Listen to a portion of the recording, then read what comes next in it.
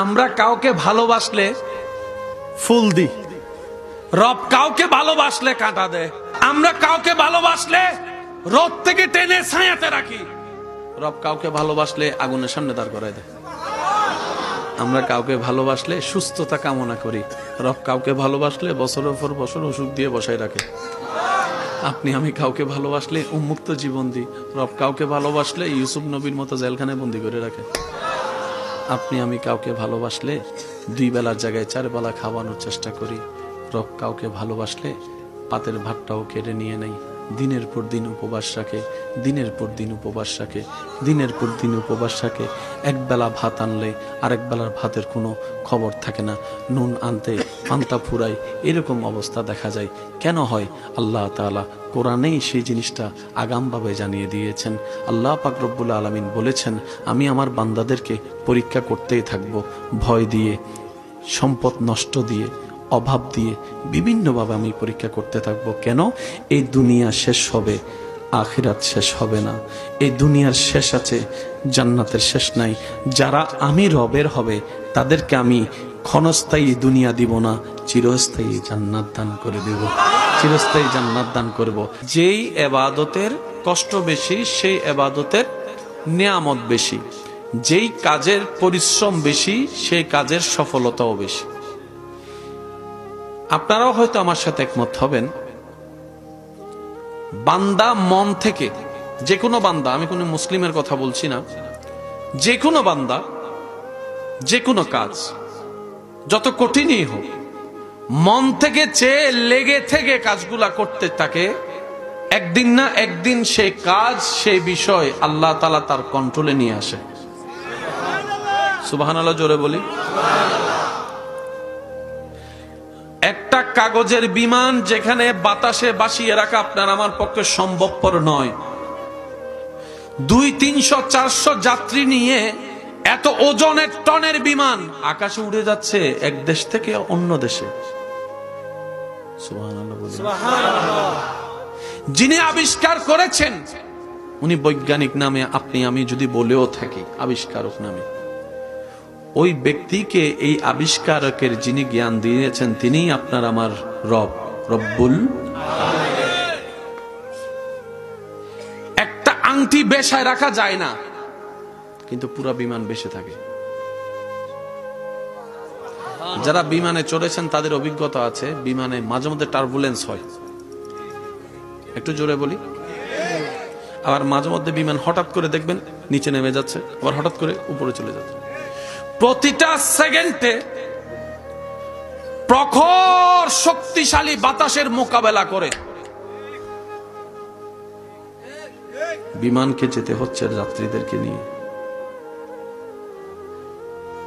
এক দেশ থেকে অন্য দেশে যাচ্ছে, যাত্রীও জানে পৌঁছাবো কিনা নিশ্চয়তা নেই, পাইলটও বলে নিশ্চয়তা নেই। তাই শুরুটা করে আল্লাহর নাম দিয়ে। সুবহানাল্লাহ একটু জোরে বলি। যখন বিমান টার্বুলেন্সে যায়, মাঝে মধ্যে এমন প্রখর ভাবে টার্বুলেন্স করে ভূমিকম্পকে হার মানায়, তখন ভিতরে যারা যাত্রী থাকে, যাদের জবানে আল্লাহর নামটা না আসে, তারাও পর্যন্ত আল্লাহ নামের জিকির করতে শুরু করে। অনেক সময় এমনও দেখা যায় যারা সচরাচর আল্লাহ নামের স্রষ্টাকে মানতে চায় না, অন্যভাবে মানে, তারাও দেখা যায় আল্লাহ বাঁচাও, আল্লাহ বাঁচাও, আল্লাহ বাঁচাও, আল্লাহ বাঁচাও করতে থাকে। আমার কথা কিন্তু কষ্ট নিয়েন না, বাস্তবতা তুলে ধরার চেষ্টা করছি। ভিতরে যা আছে তা একদিন না একদিন বের হবেই হবে। কথা বলেন, কথা বলেন, ঠিক কিনা? ওই বিমানটা যখন যায়, যদি বাতাস পিছন থেকে হয়, যাত্রা পথটা একটু কম সময় লাগে। এক শক্তি ইঞ্জিনের আর এক শক্তি বাতাসের। যদি উল্টা পথের বাতাস হয়, যাত্রাটা বড় কঠিন হয়ে যায়। এই বিমানে এতগুলা যাত্রী নিয়ে একটা সময় 24 সালে বাংলাদেশ থেকে মানুষ আমেরিকা যাবে ভাবতেও পারে নাই। আজকে সেটা একদম ইজি এবং বাস্তব হয়েছে। বিষয়টা ছিল বড় চ্যালেঞ্জিং এবং কঠিন, কিন্তু সে বান্দা যখন আপন জায়গায় চেষ্টা করেছে, রব্বুল আলামিন দয়া করে সহজ করে দিয়েছে। একটু জোরে বলি না সুবহানাল্লাহ। আল্লাহর কাজ কিন্তু আল্লাহ করেই নেই, কোনো কাউকে আল্লাহ আটকায় রাখে না। মাহফিল কমিটির ভাইরা হয়তো আমার সাথে একমত হবেন, অনেক সময় মাহফিলের ডেট কাছে চলে আসে কিন্তু তেমন প্রস্তুতি, বলেন না যেমন প্রস্তুতি, অনেকে টেনশনে করছে কি করব কালকে মাহফিল, এই মাহফিল হয়ে সবকিছু হয়ে মোনাজাত হয়ে তাবারুক দিয়ে সব শেষ, মাহফিল কমিটি ঘরে যায়। এখন কালকেও তো টেনশন করতেছিলাম কেমনে হবো, আজকে দেখি সব শেষ, কেমনে? আল্লাহ কয় আমি আছি তো, তুই টেনশন করস কেন? সুবহানাল্লাহ। আর একটু জোরে বলি না সুবহানাল্লাহ।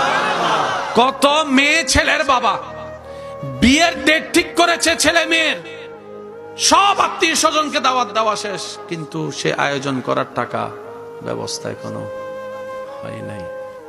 অনেক বিদেশ যাত্রী আমার প্রবাসী ভাইরা একমত হবেন, ভিসা চলে এসেছে, টিকিট করার টাকা নাই, এমনও সময় দেখেছে, কিন্তু কোনো না কোনো ভাবে ব্যবস্থা হয়েছে। আমার ভাই টিকিট কেটে বিদেশ চলে গিয়ে 5 বছর 7 বছর পরে এসেছে, ভালো পজিশন পেয়েছে। ওই মেয়ে ছেলের বাবাটা বিবাহ দিয়ে তার ছেলে মেয়েকে এখন নাতিকে কাঁধে নিয়ে হাঁটতেছে। বিষয়টা হয় কিভাবে? মনে রাখবেন, আল্লাহ তাআলা বান্দাদেরকে প্রতিটা মুহূর্তে জানাই দিতে চাই, বান্দারে আমি একজন আল্লাহ, তোর আল্লাহ, আমি আল্লাহ আছি তো, আমি তোর স্রষ্টা, আমি আছি তো, আমি রহমান আছি তো। সুবহানাল্লাহ একটু বলতে থাকি। রব বলে আমি তোকে বুঝাতে চাচ্ছি, বান্দা তোর ডানে বামে চতুর্দিকের পরিবেশটা একটু খেয়াল করে দেখ, তুই দেখবি আমি আল্লাহ আছি যে শুধু তাই নয়, আমি আল্লাহর নজর তোর দিকে আছে, আমি আল্লাহর নজর তোর দিকে আছে।